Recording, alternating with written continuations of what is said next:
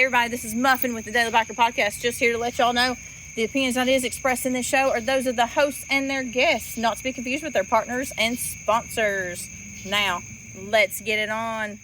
Hey guys, this is Sean from the Bikes and Beards YouTube channel, and you guys are listening to the Daily Biker Podcast. You're gonna love it. Hey everybody, it's Marcus with the Daily Biker Podcast. Welcome back. I want to thank you for tuning in. For all of you that have been listening to it, I want to thank you very much. This episode's going to be a little bit different. As you notice, I didn't introduce anybody. Nope, today it is just me. I am driving back from Nashville. Had a little bit of work I had to do between Chattanooga and Nashville. It is what it is, so I hope you enjoy this episode. Basically, what I was going to do today is just kind of talk to you about some things that are going on in my world with my motorcycle, and talk to you about some things that I kind of see happening, conversations that are taking place between me and other individuals going on realistically in the motorcycle community, and essentially what's happening in the community in Chattanooga, what I see happening social media wise amongst events and rallies and those types of things. And I also kind of want to touch base on a little bit where I see some things changing in the future.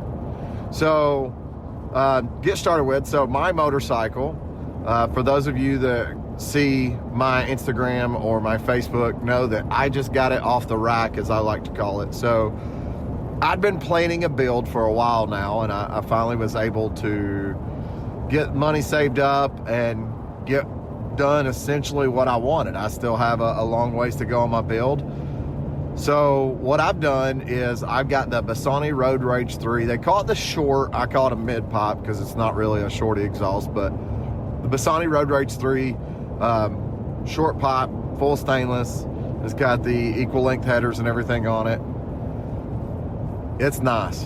It's loud, and it's nice. I really, that's a pipe I'm super happy that I went with. I tend to second guess myself on a lot of things I do, so I'm glad that with the build that I've done, I haven't second guessed myself. I was like, okay, yep, let's go that route. So, like I said, Bassani Road Rage 3 exhaust system, full stainless. I got the S&S Stinger intake, so it's the teardrop intake. It has the slashes on the outside edge of it. S&S makes another teardrop they call the Slasher that has those same slashes, but the Stinger actually is open where the dimple is in the middle and has another filter element that sits there. So check it out online. That's a really cool looking intake. It came in, I got it, I'm super happy with it, the way it looks. So I had to do a little bit of performance. Like I said on a previous podcast, I'm chasing horsepower right now. So I went and did the 475 S&S cam chest kit. So I have a 2017, and I knew I was going to be needing an upgraded oil pump. So instead of piecing together a kit, I just bought the S&S 475 chain drive kit that comes with a cam chest plate, comes with the oil pump, comes with everything that you may need, and including the cam. It's awesome. It's awesome. I'm not going to tell you down the road that I'm not going to want more power, and that may come, and there are bikes out there that are faster than it. But if you have a 107 or a 114, I'll speak on those because I have more experience with those personally than I do the other builds, the other motors. That cam is a great cam. It's a great all-around daily cam, in my opinion. I don't necessarily know if it's the best one out there, but it's a good cam. If you're looking for a setup, go in stage 2. 475 is a great cam. You won't be disappointed with it. So the biggest thing though that I did that kind of is controversial a little bit in the bagger world, but definitely in the Batwing fairing bike. So your street glides, your electric glides, and your limiteds and stuff like that. I put T-bars on it. I was hesitant. I've sat on one with T-bars. Didn't get to ride it, but I was just pulled the gun and I did it. And I wish I'd done it a long time ago. Those T-bars are the nicest thing that I've ever done to improve the ride and handling of the motorcycle. That being said, I've never put high-end suspension on it. So T-bars, it's a must. If you're halfway interested, find somebody that has T-bars on a street glide or an electric glide and beg them,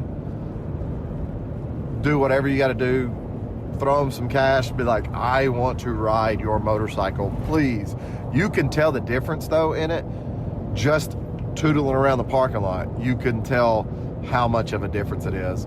I took it and I let a couple different buddies of mine ride it that were kind of on the fence. One of them used to have a street glide and one of them currently has a road glide, and they both were thoroughly impressed by the T-bars. I also took it and let Lewis ride it. So Lewis has mentioned that he's thought they were neat, but he wasn't too sure on it. He might be sold. We'll see next time we talk to him if that's something that he's leaning a little bit more towards now. I know the only thing I heard him say about the bike after he test rode it was complaining that I took off my heel shift. And I'm just kind of was like, I like it better. But to each his own, to each his own. So that's what's been going on with my bike. Now, the direction I'm going, the engine being a 17, my engine's still chrome.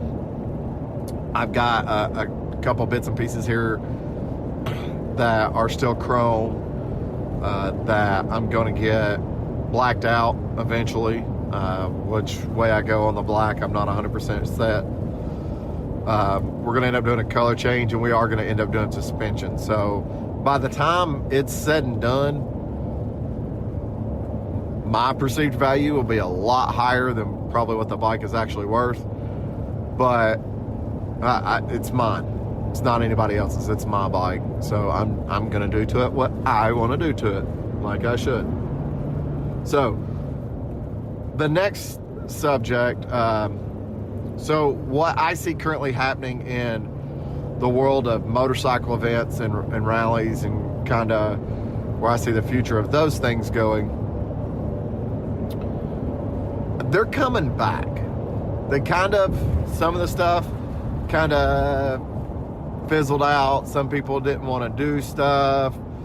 Some individuals were hesitant to come to bike nights and events, and you do you. I'm not going to tell you to do it or not to do it. I still chose to go because I wanted to get out. If you think that makes me a bad person, I guess it is what it is, but I needed, for my own sanity, to get out and enjoy life and do those things still, because I was starting to suffer a bit from the depression and anxiety that came along with COVID and everything being shut down. So for my own mental sanity, I did my best to enjoy life and act as though everything was normal. That being said, I think it has changed stuff. So for a living, I'm in a position where I talk to people about those events and about rallies and people getting out into the motorcycle community, and people enjoying themselves, and people going to concerts and venues, and like I said, rallies and events at the motorcycle shop and all that type of stuff. And the biggest thing that I hear is people are kind of over it. People are wanting to get out. People are wanting to do things. People are wanting to enjoy life again and experience it. I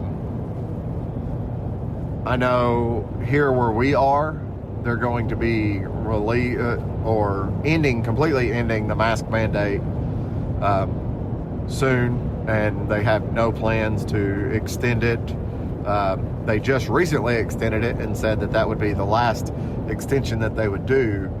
Now, I know there's several businesses in town that are wanting to kind of grow back some business, essentially the bar and club scene, because restaurants, they're thriving. I mean, people are back going to restaurants. Those are restaurants that didn't make the pandemic, my deepest condolences, but the restaurants that did survive, they're thriving, at least in the Chattanooga area. I mean, you can't get a table unless you want to get to dinner at 4:30, really. So I do see people getting back out. I see it's growing. So typically I'll go to Thunder Beach, the motorcycle rally in Panama, every fall. For the past couple years, I've also been going to the spring rally as well. We know the spring rally was canceled last year. The fall rally did happen with some sort of contingency, but it was fairly successful. There was a lot of people there. I think a lot of people enjoyed it. They had a good time with it. But the other day for me, I guess you can say, the government's Panama City Beach government had approved the rally to take place, approved all the permits, I should say. So the standard vendors that will be there that weren't there in the fall, they will be back. They'll be around and they'll be having their events going on and everything. And like I said, I think that just kind of gets to not necessarily people being over COVID, but more that it's kind of at a point now, people with vaccines and people with antibodies and those types of things, that we could start to get back out and we could start to have those types of events. I know White Lightning, which they sponsor this podcast, love them. They're not, I mean, they are not wanting to slow down. Right now they are full steam ahead. They've got a full calendar of events, which I'm going to be updating extremely soon. I know I gave the March events that y'all been listening to. Hopefully I'll go ahead and get out the April events. Maybe by the time this podcast is out and you get to listen to it, I'll have the April events listed on there.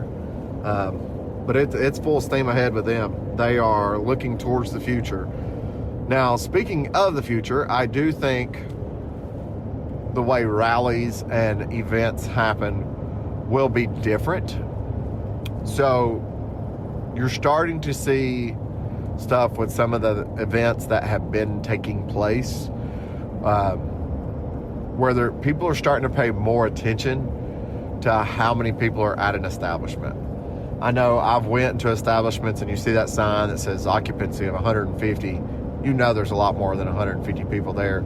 So those type of businesses and types of venues, I think, are going to start paying more attention to those occupancy numbers. If they do, they do. The only thing I can tell you is get there earlier and have fun with everybody else.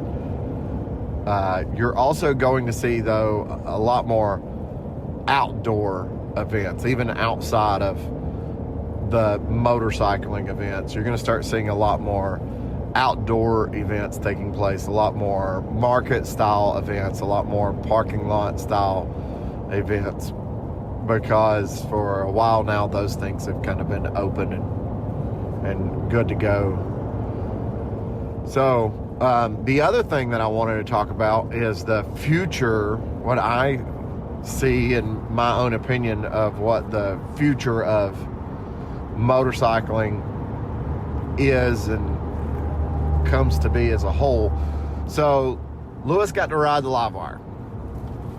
That is partially the future. I feel what you're going to end up having is your sport bikes are going to end up being primarily electric machines. That's okay. I mean, they're not really the ones that tour. Can you tour on them? Yeah, I've toured on them. They're not really designed for that. They're designed for getting out and having a good time. So I think, like I said, you're going to see those. You're going to see your sport bikes starting to become electric. I think you'll start seeing other factors, other machines becoming electric. But the other thing you're going to see is a moving away from traditional motorcycling. As sad as it may be, I think in the next 10 years, there's not gonna be air-cooled machines, at least new there's not gonna be. I think you're gonna start having a shift in the next 10 to 15 years where companies like Indian and Harley Davidson and some of these boutique motorcycling manufacturers and stuff like that make air-cooled motorcycles, they're going to be getting away from them. They're going to be moving on to liquid-cooled motorcycles. I mean, Harley Davidson had already tried the liquid-cooled heads. And of course, if you've read anything online about the Pan America, you know that it's got a radiator. They sell a guard for the radiator, so you obviously know it's got a radiator. But like Indian, you know, they came out with that Challenger, and the Challenger's a liquid-cooled machine. You can get a lot more power out of liquid-cooled. It is what it is. I don't know the dynamics on that, but it puts down the power more effective and efficiently. Guys seem to like that. And of course the bike's going to run a little bit cooler. Now, with liquid cooled, not to sound like one of the old dudes that's bashing on anything that's new and modern, you do have more moving parts, more items that can go wrong. You do have those types of things. So guys up north might not necessarily want liquid cooled, but I'm not up north, so I can't speak for them. I think Harley's making some big strides, like I said, with the Pan America. Hopefully the Bronx is going to be coming out. I think it's kind of got put maybe a little bit on the back burner. I haven't seen any more news on it, but we do know they're going to be coming out with the Custom or the Cruiser, or whatever it is, running that same type of motor, that same revolutionary Max style engine that they're putting in the Pan America. Pan America drops in May. I'm excited. I want to ride it so bad. So I've had the privilege of riding the BMWs, the Triumphs, the Ducatis. I've never rode the Honda Cross Tourer. I have rode the Honda NC700, and I have tootled around a little bit on an African Twin. Not really got to do much of a ride, but I've also rode the Kawasaki KLRs. Now, those bikes get into kind of a little bit different category in my opinion. But the Pan America, look at it online. The specs are right. I'm excited about it. I'm excited. I want to ride it, but I'm afraid to ride it because I like my Street Glide, and I'm afraid it's going to make me sell my Street Glide. Hopefully it doesn't, but so moving on past that, like I said, I'm driving down the road right now. We're starting to get towards April. Still dealing with this rain, dealing with cold weather popping up every once in a while. I'm ready for sunshine though. I went to bike night last night, and it was a fantastic ride there, but I definitely had to have my sweatshirt when I left bike night, which isn't necessarily a bad thing, but I'd prefer it to be sweatshirt optional. So yeah, just keep an eye on my social media. Keep an eye on the Daily Biker on Facebook. Keep an eye on the Daily Biker on Instagram.